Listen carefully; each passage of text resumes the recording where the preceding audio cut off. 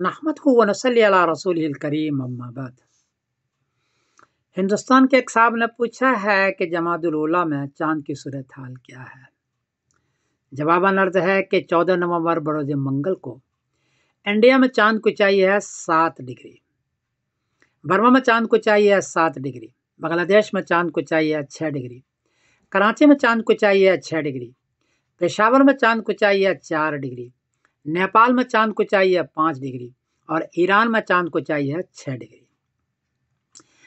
عمر تو ہو چکی ہے چاند کی 27 گھنٹے 1 منٹ، 22 گھنٹے کے بعد چاند نظر آتا ہے، یا 27 گھنٹے عمر ہو چکی ہے، عمر کافی ہے، لیکن چاند چونکہ ساؤتھ سے گزر رہا ہے، اس لیے ارتفاع ڈگری نہیں ہے، وہاں چاند کی ڈگری وہاں نہیں ہے، 7 ڈگری اور 6 ڈگری ہے، اس لیے 14 نومبر بروز منگل کو اس خطے میں چاند نظر نہیں آئے گا۔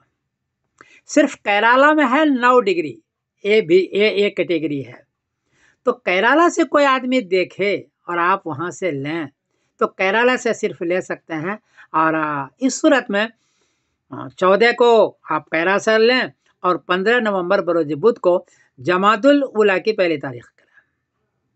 اور اگر آپ نے ایسا نہیں کیا، اپنی رویت کی، تو پھر 15 نومبر بروز بدھ کو چاند نظر آئے گا اور 16 نومبر بروز جمعرات کو جمادی الاولیٰ کی پہلی تاریخ ہوگی۔